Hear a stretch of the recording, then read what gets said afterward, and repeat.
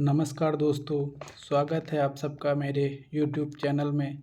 अगर डिक्टेशन पसंद आए तो वीडियो को लाइक और चैनल को सब्सक्राइब करें। डिक्टेशन अगले 5 सेकंड में।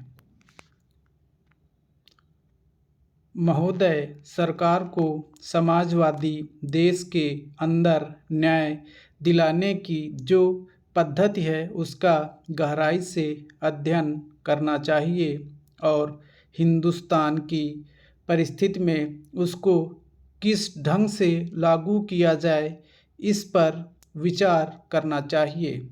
अगर समाजवादी देशों की पद्धति सचमुच में गरीबों को न्याय दिलाने में समर्थ होती है, अगर उसमें सचमुच में गरीबों को सस्ता न्याय मिल जाता है, तो मैं समझता हूँ कि उस पद्धति को लागू करने की दिशा में गंभीरता से विचार करना चाहिए।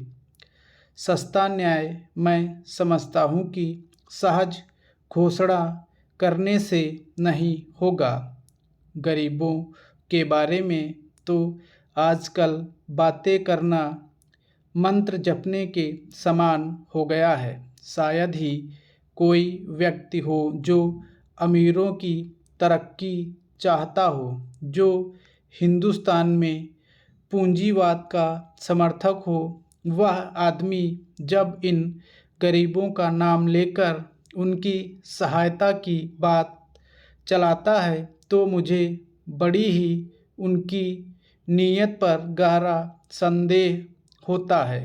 इसलिए मैं चाहता हूँ कि जब हिंदुस्तान के संविधान में समाजवाद का लक्ष्य रखा गया है, उसकी प्रस्तावना में समाजवादी उद्देश्य है, तो महज प्रस्तावना तक ही वह सीमित नहीं रहना चाहिए।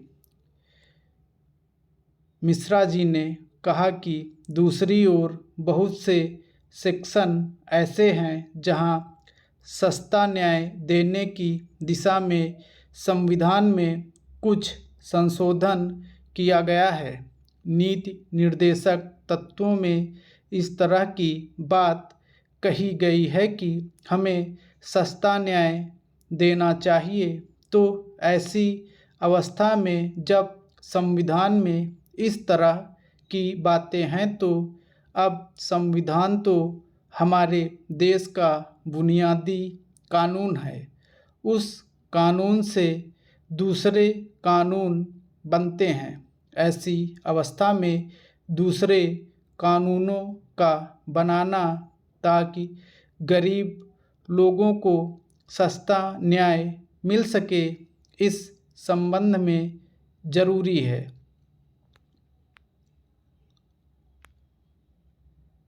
मैं एक बात और कहकर अपनी बात समाप्त करूंगा और वह यह कि सीआरपीसी में सरकार ने एक प्रावधान किया था कि मामला जो फाइल होगा थाने के अंदर और अनुसंधान जो थाने के अंदर होगा, उसमें गांव से जो लोग आएंगे गवाही देने के लिए, उनको यात्रा भत्ता दिया जाएगा। यह सीआरपीसी का संशोधन था और मुझे स्मरण है 1972 या 1974 में हुआ था और इस तरह का प्रावधान वहाँ किया गया था। मैं समझता हूँ कि गरीब जो मामला फाइल करता है उसे न्याय नहीं मिलता है, क्योंकि वह आने जाने को वहन करने में असमर्थ हो जाता है। मैं सरकार से जानना चाहता हूँ कि सीआरपीसी में जो इस प्रकार का प्रावधान किया गया है, क्या सरकार ने उसके लिए कोई उचित प्रावधान किया है, ताकि लोग अगर थाने में जाएं, अनुसंधान के लिए थाने में गवाही देने के लिए जाएं, तो उनको इस तरह की सुविधा मिल सके। इस तरह की क्या सरकार ने कोई व्यवस्था की है? महोदय, मैं आपके प्रति बहुत आभारी हूँ कि आपने बोलने का समय दिया। यह प्रस्ताव गरीबों से संबंधित है। कानून मंत्री जी भी यहाँ बैठे हुए हैं। मैं कानून मंत्री जी को धन्यवाद देता हूँ कि गरीबों को कानूनी सहायता देने का उन्होंने प्रावधान किया।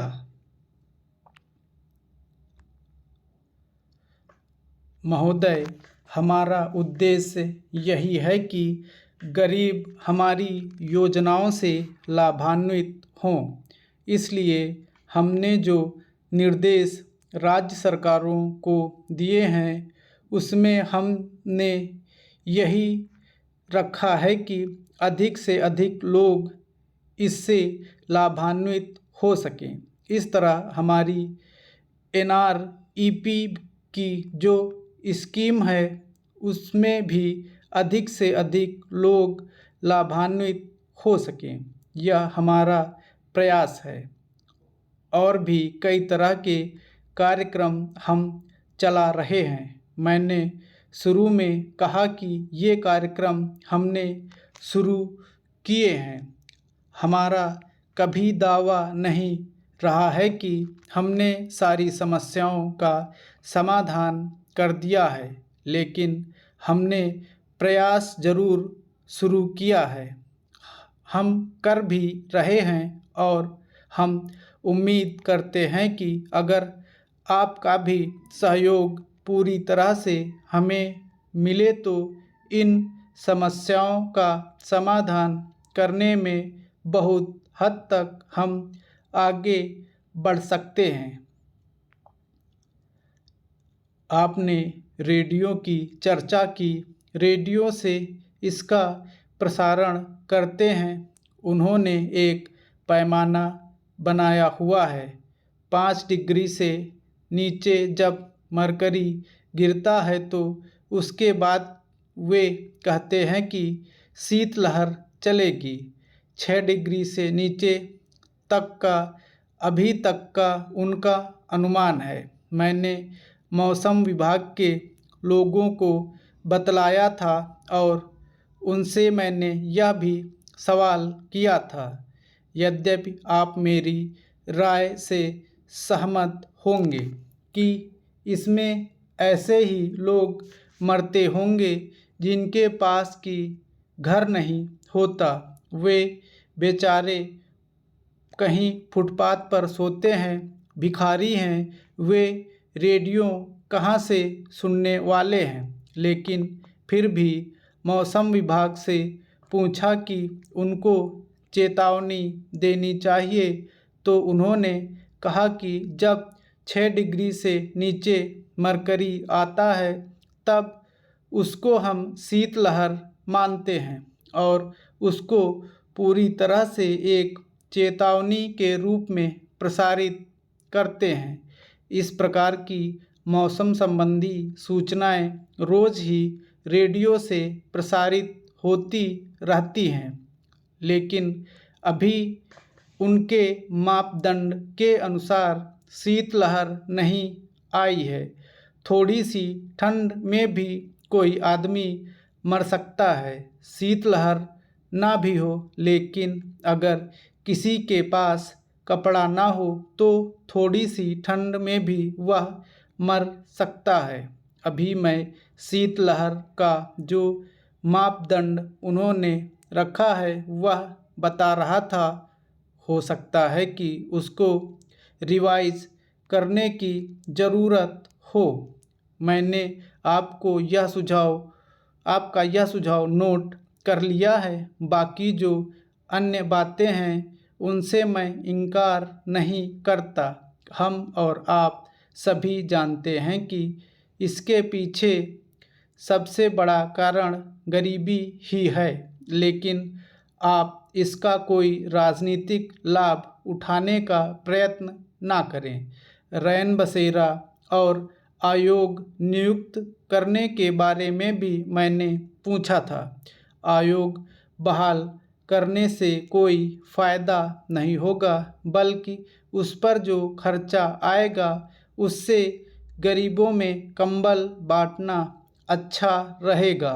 अंग्रेज़ों के ज़माने में ज़्यादा फेमीन कोटा था, उसको रिवाइज़ किया गया है, लेकिन शीतलहर का जो पैमाना अंग्रेज़ों के ज़माने में चल रहा था वही आज भी चल रहा है, इसलिए उचित नहीं है। स्टॉप।